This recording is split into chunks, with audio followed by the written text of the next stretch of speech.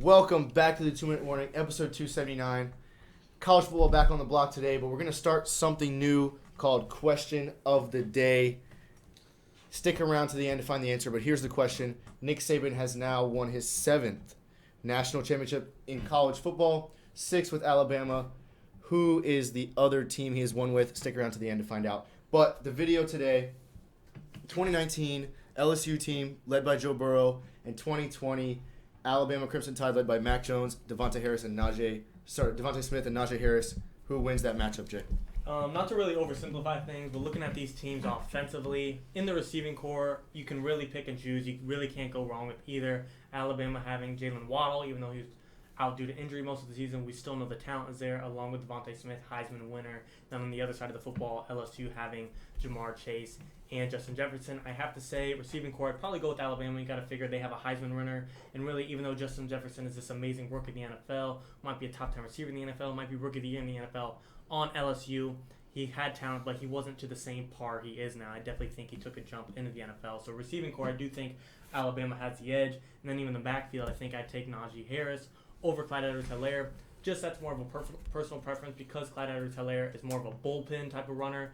Straightforward, he's going to rely on pure strength, being 5'8". He's just trying to, push through the pile, while Najee Harris is a little more mobile, as in he's better at juking, more agile. I just think he's better at getting around guys and breaking tackles rather than pushing through the pile, if that makes sense. So that's just a preference. You can't go wrong either way, like I said, between either the backfield or the receiving core. But mainly, yes, there's a defensive side of the football, and I'm going to focus more on offense because that's where both of these teams' success came from.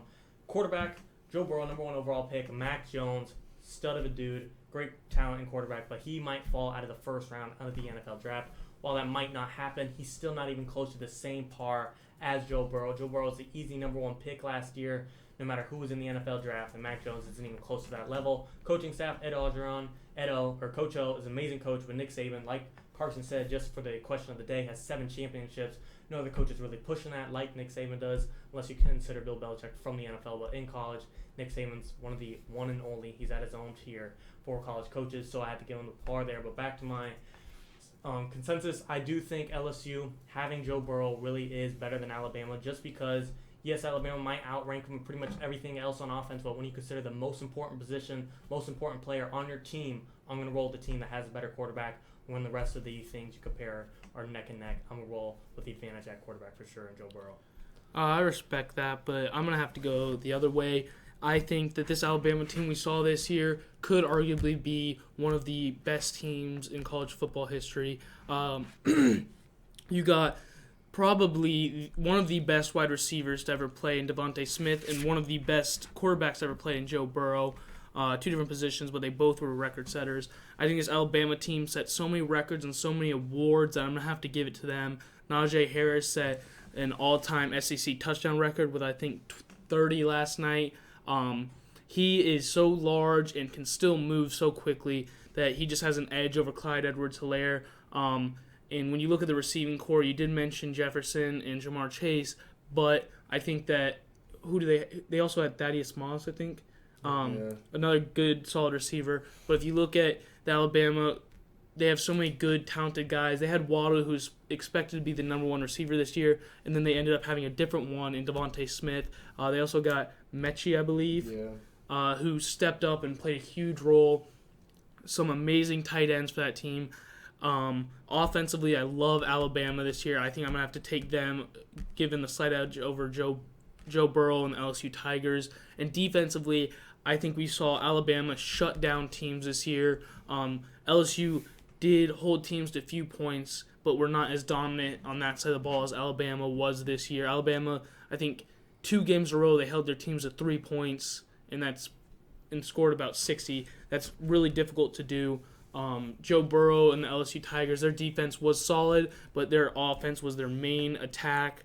They would give up 2 touchdowns normally to 3, but still outscore them by a lot. I think if they were to play right now, Alabama is taking the game. I'm going to go with LSU. I still think that's the best college football team we've ever seen. Defensively, both these teams were very similar coming into each of their year respectively. LSU was ranked 38th and Alabama 32nd defensive-wise in points allowed. So that's very similar, each with their standout guys on defense being their cornerbacks, with Patrick Surtain on Alabama in 2019, Derek Stingley, which is just had a senior year this year on LSU. I think very neck and neck on defense, but where the gap kind of happens for me for LSU being a better team is on offense. Quarterback-wise, they touched on a lot about Burrow and Mac Jones. Burrow ended the year last year 60 touchdowns, Mac Jones with only 41. I say only just because that's a 19 touchdown gap that Joe Burrow had on him. So that right there makes Joe Burrow, in my opinion, the better quarterback. Receiving-wise, I don't think any receiving class in college football can ever compete with Alabama's this year. Nobody gets separation from a defender like Devonta Smith. Same with Mechie, and then, of course, Waddle, had he been healthy, who knows. But even the few games he did play looked great. So that section of offense I got to give to Alabama. But quarterback and running back, I think, goes to LSU. I think Clyde Edwards-Helaire, physically not as gifted as Najee Harris, but I think he's the better running back. He had a better vision for gaps, and he was a better running back. Najee Harris is larger and able to run through guys, but I just feel like when he's on the field, he just kind of runs straight in a straight line and charges ahead for 5-6 yards. But Clyde Edwards-Helaire was just able to create space. There was 2 games this year, one including national championship, where Najee Harris was held to 79 yards last night in national championship against Arkansas, a weaker SEC opponent. He only ran for 46 yards. I just feel like he was very stoppable with a good run defense. Clyde Edwards-Helaire never really found a defense that was really able to contain him like that. So I think the running game goes to LSU. Their quarterback goes to LSU.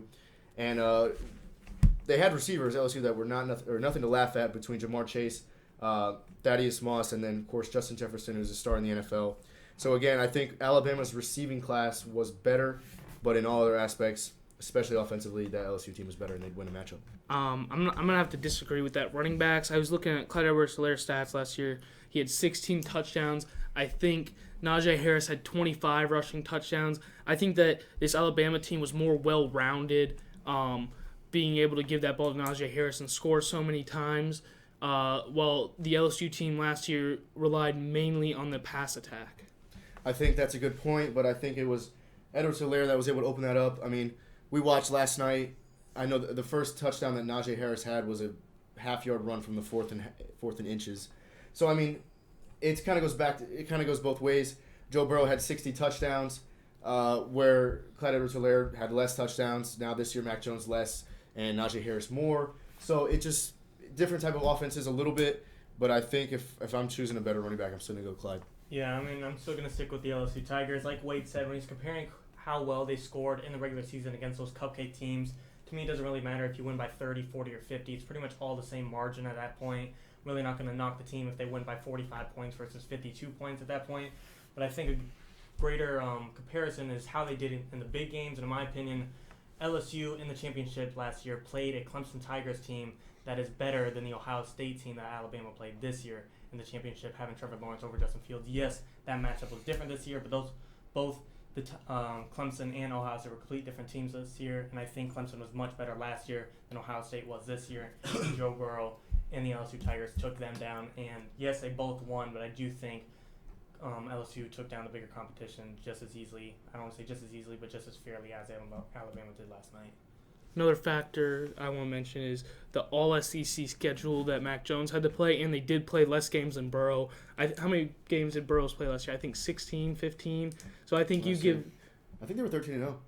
I think 13 is a normal season. I think it was 13-0 and 15-0 if you include the playoffs. Okay. Yeah, so I think you give Mac Jones 2 more games. He might close that gap a little bit so it doesn't seem as lopsided, but... That's fair, but ultimately I got to go with LSU's winning that matchup. Joe Burrow rolled him. All right. Answer of the day. All right, and for the question of the day, it was 2003 Nick Saban won his very first national championship with the LSU Tigers. Kind of goes with this video. So again, Nick Saban won championship with the LSU Tigers and 6 with the Alabama Crimson Tide. Thanks for watching.